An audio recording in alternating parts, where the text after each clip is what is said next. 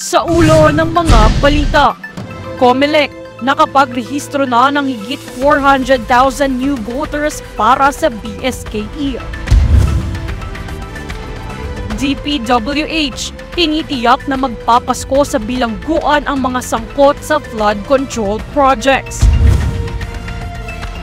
PBBM tiniyak na tutulong ang pamahalaan sa nasalantang paaralan sa Region 5. DA, ikinatuwa ang exemption ng US sa taripa ng ilang agricultural products mula Pilipinas. PIDEA, sinira ang 38.6 million pesos na illegal drugs sa General Santos City at Davao Region. Iba't ibang grupo, patuloy ang protesta kontra katiwalian sa Quezon City. Patas at pantay na balita, komprehensibong ulat para sa pulso ng masa. Ito ang News Force.